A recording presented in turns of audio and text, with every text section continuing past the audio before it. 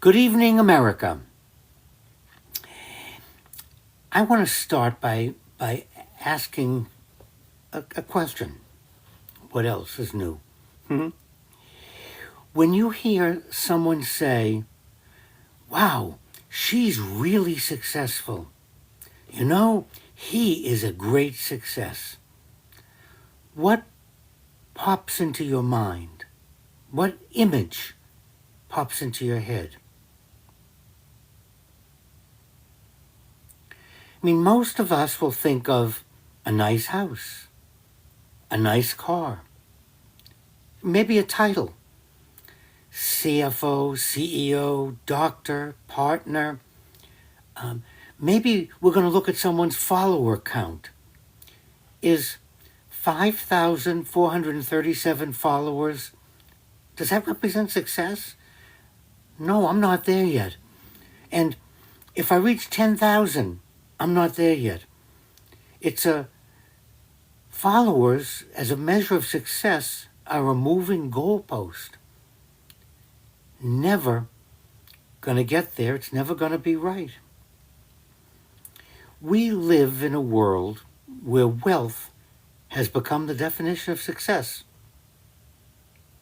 It's true. Not wisdom, not kindness, not legacy, not family, money. And I do not have any advertisements on my YouTube channel, The Rabbi and I, on my podcast, The Rabbi and I, or The Wisdom of Rabbi block. And you'll notice no ads pop up on you here because you're here to learn something or to participate. It's all about money, isn't it? You know, the Forbes magazine list, the Forbes list of successful people doesn't track someone who raised successful, good children. It doesn't track anyone who gave the most to charity. It only tracks net worth. And even here on TikTok, I'm constantly getting things from TikTok about advertising, or you can get more people to watch, or you'll monetize. And so, here's my topic for this Wednesday. You see, a little girl from Kansas figured this out over 125 years ago. Maybe you guessed it. Tonight, I'm going to talk about The Wizard of Oz. And I promise you, by the time we're done, if you stay and listen to my presentation, you will never watch that movie the same way again. And more importantly, you will never look at your bank account the same way either. And you'll never look at success here on TikTok. And come on, most of us think The Wizard of Oz is a cute children's story. Oh, a girl with some ruby slippers, a tornado, follow the yellow brick road. And it starts in black and white and then bursts into living color. What's there not to like? But let me tell you about the man who wrote the book that the movie is based on. L. Frank Baum published The Wizard of Oz in the year 1900. He was not writing in a vacuum. He was writing in one of the most economically brutal periods in American history, a time when farmers across the Midwest were crushed by debt, when unemployment was over 20%, but bankers in the Northeast were getting fabulously rich, while workers and farmers and average people like you and me were getting wiped out. Part of our history. None of us lived through it, but we know about the Great Depression. The central political debate of this era was this: who controls the money? What is money? And who does the system really serve? Now, the populist movement sprung up. It was made of everyday people, farmers and workers. And they were screaming, the system is rigged. The system is rigged. The wealthy few are pulling all the strings. And the rest of us are following a road that leads nowhere good. Sounds familiar, doesn't it? It sounds like right now, doesn't it? Now, Baum, a journalist who had lived through business failure himself, was watching all of this. And instead of writing an editorial, he wrote a fairy tale.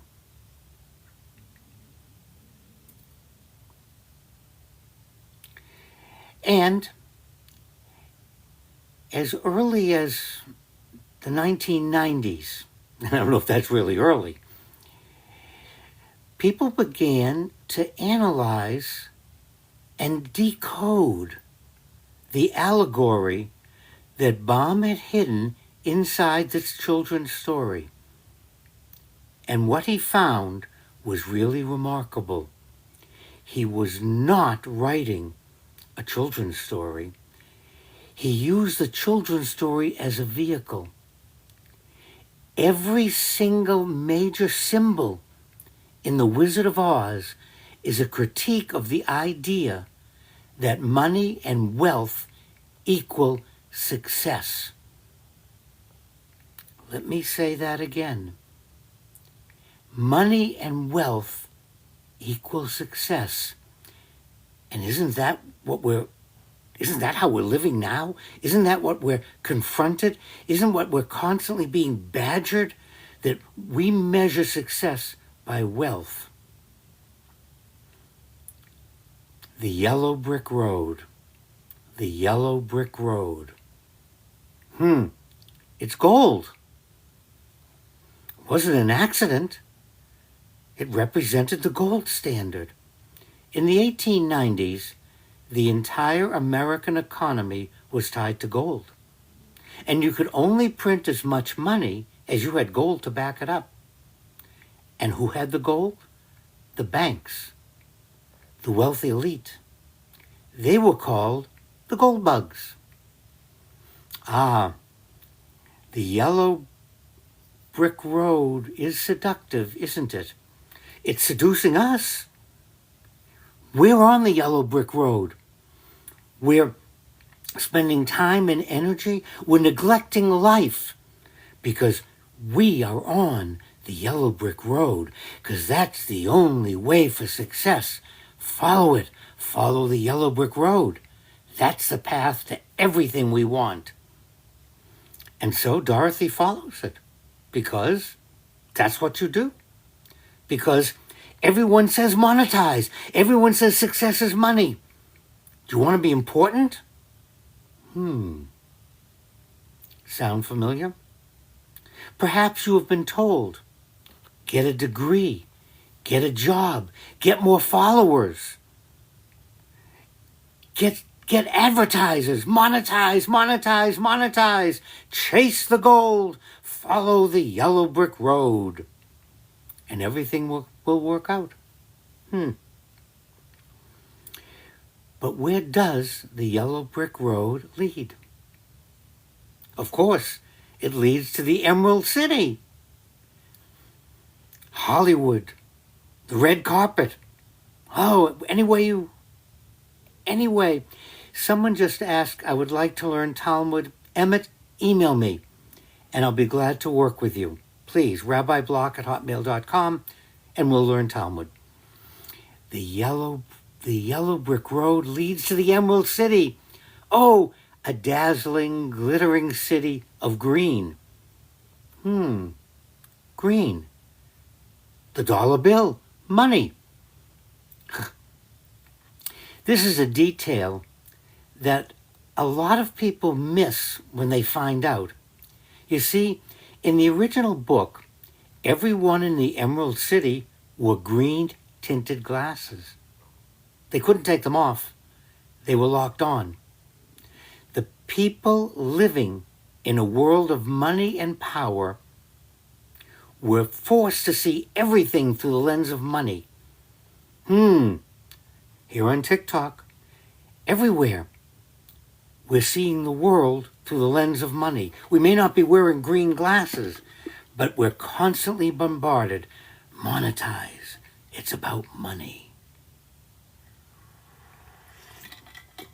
The inhabitants of the Emerald City could not see the world any other way. Of course, the city looked magnificent, but only because of the glasses. Remove the glasses, you might see something different. That's not a children's detail.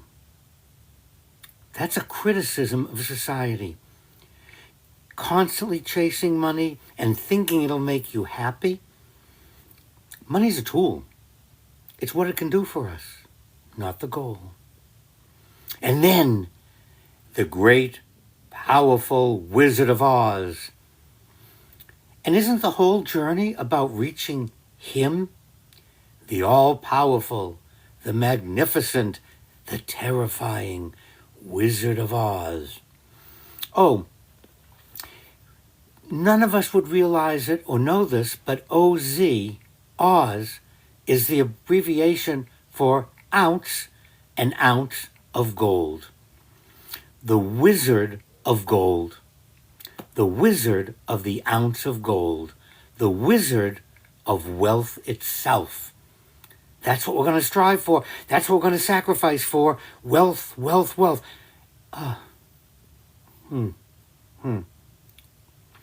He is the one that has the answers to all the questions, doesn't he? The Wizard of Oz. The Wizard of Oz will give you all you want. He's the one with the power. But what happens when Dorothy pulls back the curtain? The wizard is a fraud. He's a small, frightened, ordinary man hiding behind smoke and mirrors and booming an amplified voice. He has no real power at all. He's been performing wealth. An entire civilization has organized itself around believing in him. The Wizard of Gold is a con.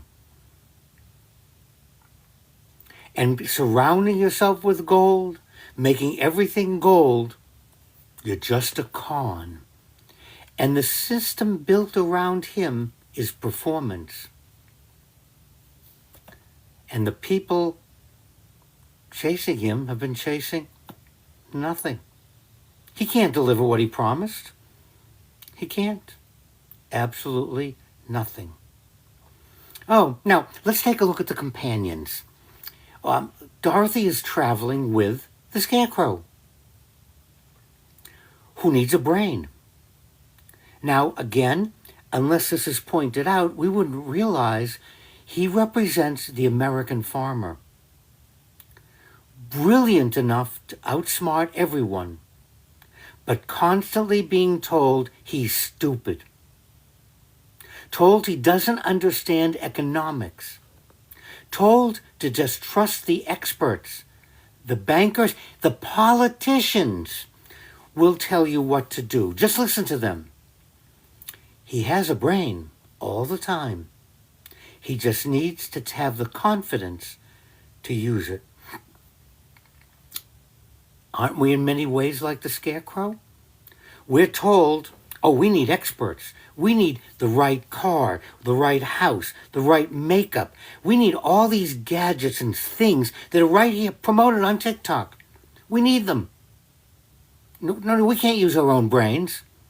We have to depend upon the bankers, the politicians, the experts to tell us what to do.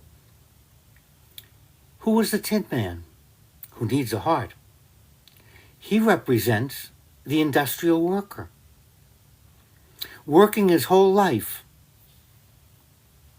like a mechanical man, like a tin man, like a machine, having the life wrested out of him by the system, and he can no longer move.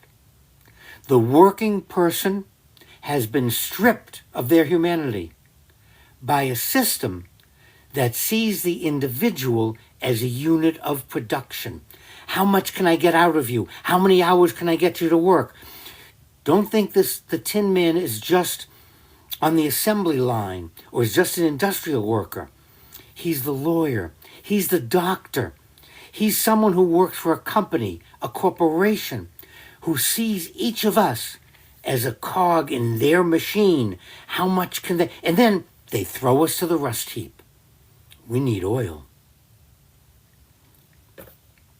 Oh, the cowardly lion who needs courage. Now, he is the political leaders of the day.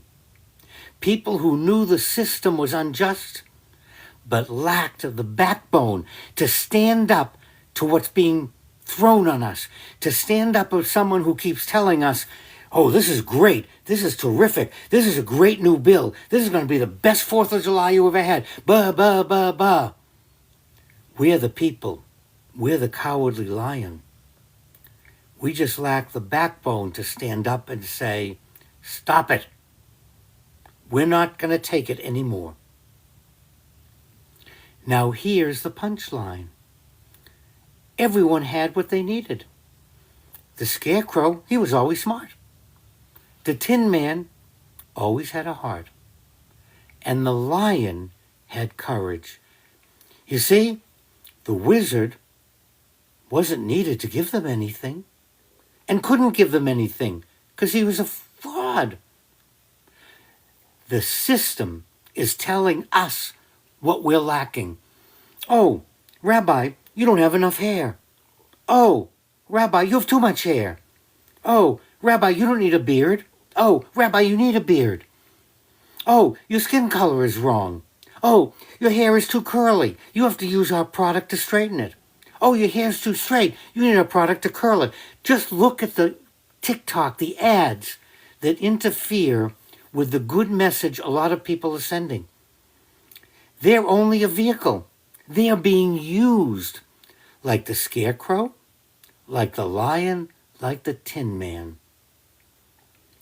The system told them, follow the yellow brick road to get what only the wizard could provide. The system is lied to them. The system is lying to us. Now, we know that Dorothy wore ruby slippers, but not in the book. That's not the allegory. She wore silver slippers. And they had to make them ruby red because they look stunning in Technicolor. But silver was intentional. The political movement of the writer's era was called the Free Silver Movement. The idea that the money supply should be expanded, that ordinary people like you and me should have access to economic power, not just the gold-handling elite. And here is the most devastating line in the entire story. Remember, Dorothy had the power to go home all along. She was wearing it on her feet. She never needed the yellow brick road. She never needed the wizard. She never needed to follow anyone else's definition of success to get back where it mattered most. Let me repeat that. She never needed to follow anyone else's definition of success. We don't have to follow someone else's definition of success to get back to where it matters most. She had it. She just didn't know it. She just didn't know that she could go home. Now, I'm a rabbi, and rather than green glasses, I want to take a few minutes to look at the Wizard of Oz through my Jewish lens, my rabbi lens. Encoded in this fairy tale,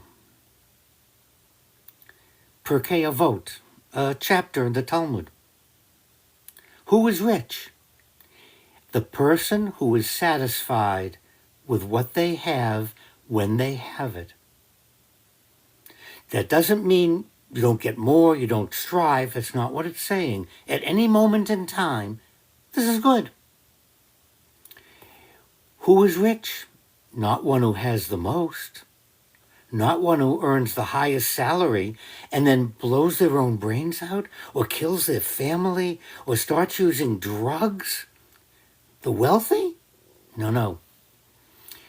The individual who is happy where they are at that moment and then decides to strive to get more or not.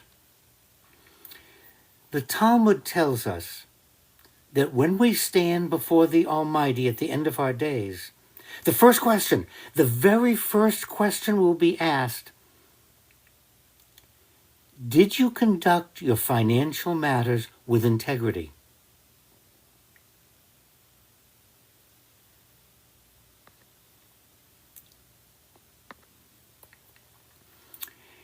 Did you accumulate enough? God's not going to say, did you make your first million? The question is about, how did you use your wealth? How did you live? What did you do with your life? It says in the book of Proverbs, better is a little with righteousness than great revenues without doing the right thing. Now, the Torah, Judaism, never teaches that wealth is evil. The patriarchs were wealthy. Abraham, Isaac, Jacob, Rebekah, Rachel, Sarah. These were individuals of tremendous material success. But the teaching is, what was the wealth for? The Chabad teaches it beautifully. In Jewish teaching, wealth is not the purpose, it is the means. It's the means to build a home. It's the means to eat. It's a means to give generously. It's a means to fulfill your community. Wealth becomes a tool. Very powerful, but not the goal. That's when we lose ourselves. And look at what the world is doing today. We have inverted this completely.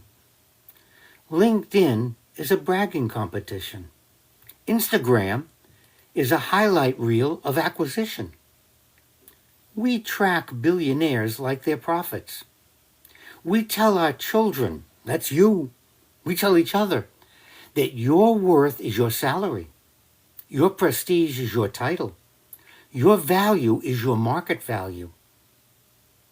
We have put on the green glasses, and we have forgotten that we're wearing them.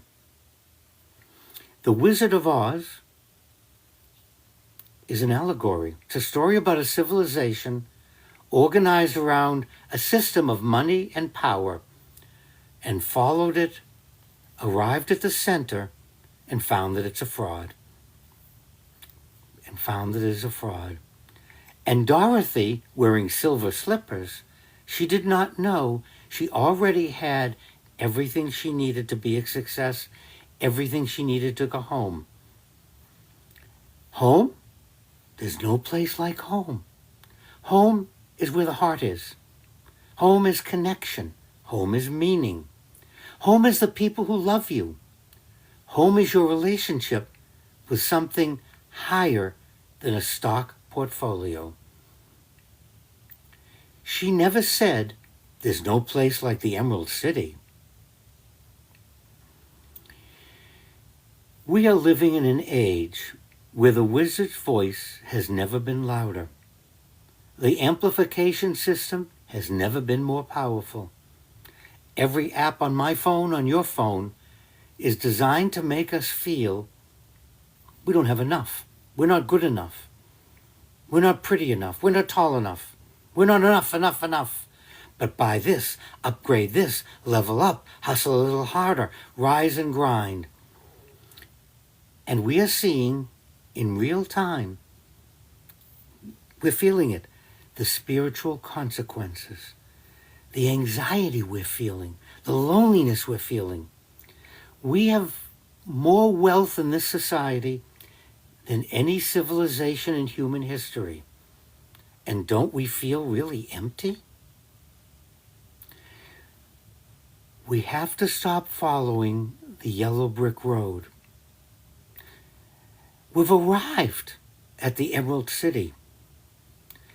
We have to be careful not to sacrifice relationships, integrity, our spiritual life, our inner world. Because when you pull back the curtain, you'll find what Dorothy found: smoke and mirrors. The real question is not how much do we have. The real question is, what are we building with it? What are we becoming in the process? And what are we carrying? I believe we're like Dorothy. We're wearing our silver slippers. We already have what we need to go home. We have to stop looking for the wizard to give us permission. We have a life of choices, and I'm 80. Many of you are much younger. You have a lot of choices ahead. Please, don't fall for the Emerald City. Home is a life of meaning, a life of integrity, a life where you rejoice in everything you have and you build something worthwhile with the money you're earning.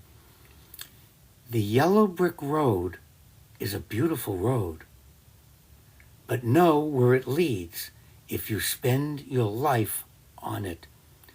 Let's not spend our lives on the yellow brick road. Thank you for watching and listening tonight, and I'll see everybody next Wednesday night, hopefully. Good night.